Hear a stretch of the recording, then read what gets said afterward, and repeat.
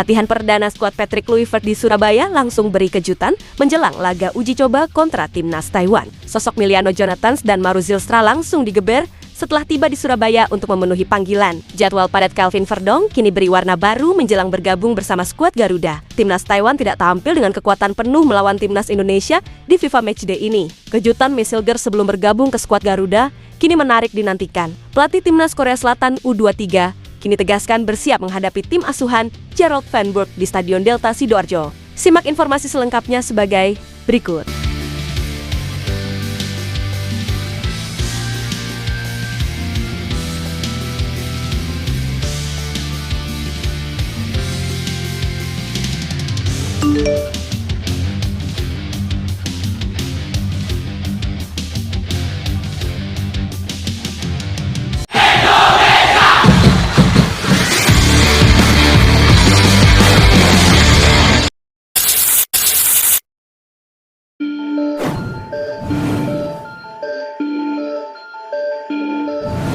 Proses naturalisasi Miliano Jonathans kini dikabarkan telah rampung. Namun di antara pemain keturunan lainnya, kini hanya Miliano yang belum diambil sumpah setia sebagai warga negara Indonesia yang menatap Piala Dunia 2026.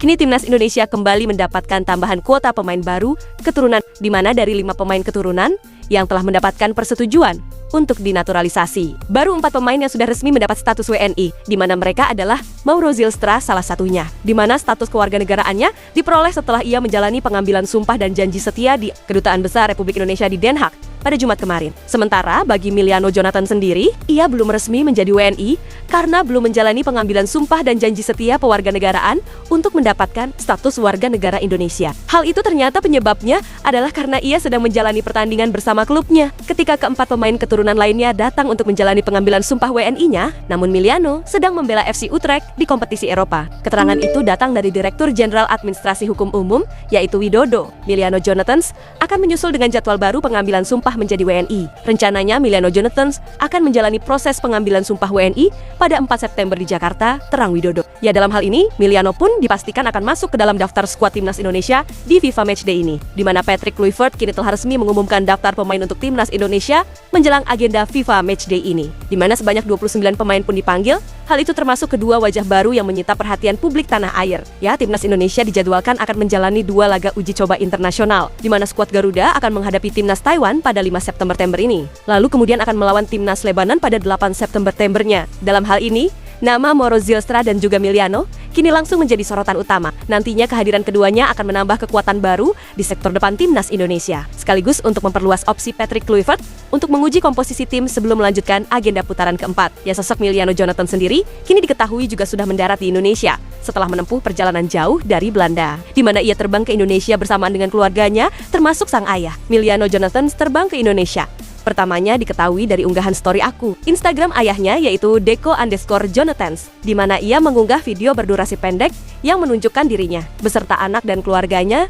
tengah berada di bandara menuju ke Indonesia. Ya, dalam hal ini tentu menarik menantikan kabar lanjutan soal Miliano Jonathans dan Mauro Zylstra di tanah air, di mana ia menjadi topik pembicaraan hangat karena ia kini menjadi bintang baru Patrick Kluivert. Ya, di Surabaya nantinya kedua pemain baru ini akan mengikuti pemusatan latihan yang akan dipimpin langsung oleh Patrick Kluivert, di mana Miliano Jonathans dan Mauro Zylstra nantinya akan langsung diperkenalkan kepada para pemainnya serta kepada tim pelatih skuad Garuda.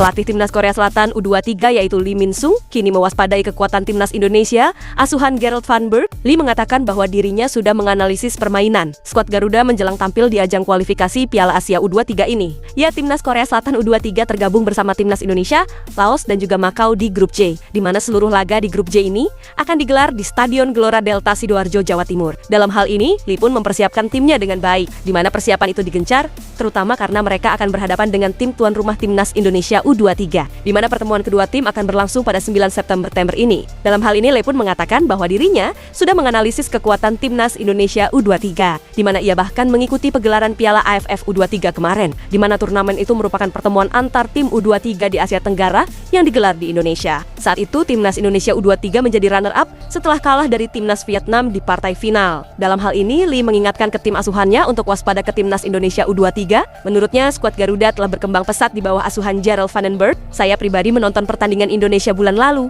dan mereka tim yang jauh lebih baik.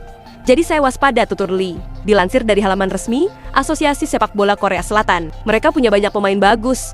Jadi saya memperhatikan dengan saksama. Saya menganalisis pertandingan mereka dan berharap mereka meraih hasil yang baik.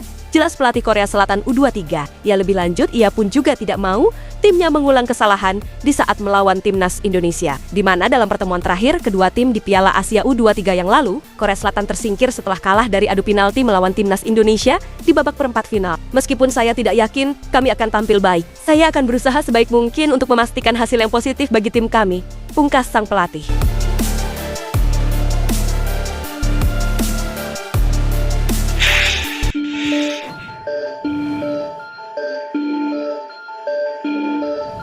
Timnas Taiwan kini diketahui tidak membawa kekuatan terbaik melawan timnas Indonesia di FIFA Matchday mendatang di Surabaya. Berdasarkan unggahan terbaru Asosiasi Sepak Bola Taiwan pada Senin kemarin, rombongan yang dipimpin oleh sang pelatih membawa 23 pemain ke Indonesia. Persoalannya, timnas Taiwan tidak membawa kekuatan penuh melawan skuad Garuda. Contoh yang mencolok adalah absennya sang kapten yaitu Chun Poliang. Selain itu, striker andalannya yaitu Chun Chou-an juga tidak tertera di dalam daftar pemainnya. Dalam hal ini, timnas Taiwan berkekuatan sebagian besar pemain-pemain dari Liga Taiwan. Pemain diaspora yang berkarir di Swedia yaitu Miguel Sandberg juga tidak ada di dalam daftar pemainnya. Begitu pula dengan pemain muda yang berkarir di Amerika Serikat yaitu Lars Larsen. Padahal ia pada Juni kemarin dipanggil untuk kualifikasi Piala Asia 2027. Namun selain itu, sosok pemain naturalisasi mereka yang dari Republik Dominika yaitu John Benchy kembali menyelip di dalam skuadnya. Di mana striker jebolan Akademi New York Red Bulls itu sudah membela timnas Taiwan sejak September di tahun yang lalu. Selain itu pula sosok pemain veteran mereka yaitu Wu Chunqing juga turut hadir di dalam timnya. Pemain 36 tahun itu sudah mencatat 72 caps sejak debut di timnas Taiwan pada 2010 yang lalu. Ya dalam hal ini tentu menarik menantikan laga persahabatan ini di Stadion Gelora Bung Tomo Surabaya, di mana nantinya kedua kubu akan sama-sama tampil ngotot demi bisa meraih hasil maksimal di laga perdana friendly match ini.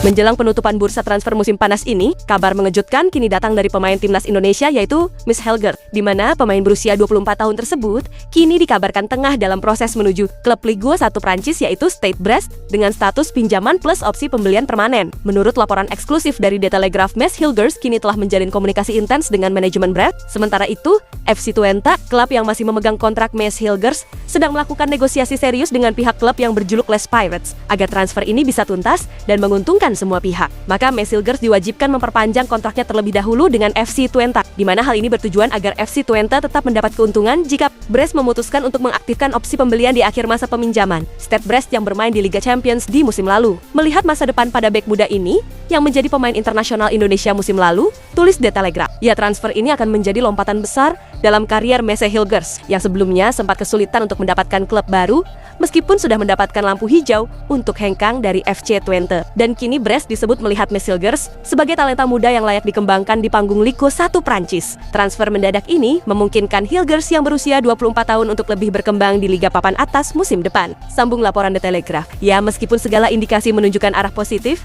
namun kini, waktu menjadi lawan utama dalam proses tersebut. Di mana hal ini karena bursa transfer ditutup resmi pada malam kemarin tepat pukul 00 waktu setempat dan membuat negosiasi ini menjadi perlombaan melawan waktu. Ini akan menjadi perlombaan melawan waktu untuk menyelesaikan semuanya tepat waktu sebelum penutupan bursa. Transfer malam ini pukul 0, tulis The Telegraph.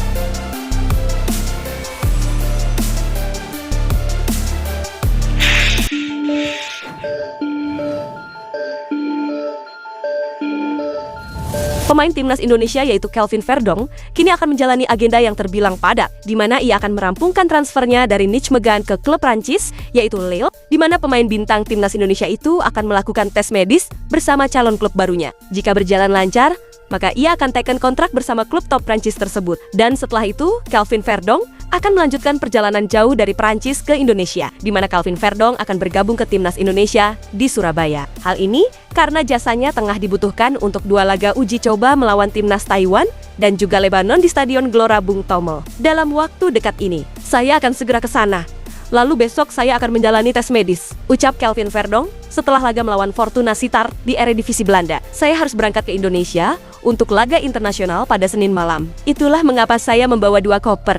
Terang sang pemain, Jalil dan Nijmegen diketahui telah sepakat dengan nilai transfer 3 juta euro atau setara dengan 57,9 miliar, di mana bermain di Lille akan menjadi tantangan yang berbeda bagi Calvin Verdong. Hal ini lantaran Lille merupakan tim yang terbiasa bersaing di papan atas di Liga Prancis. Itulah ulasan terkini hangat dan menarik yang dapat kami sajikan hari ini. Jangan lupa, dukung terus tim Merah Putih di channel ini dan salam olahraga.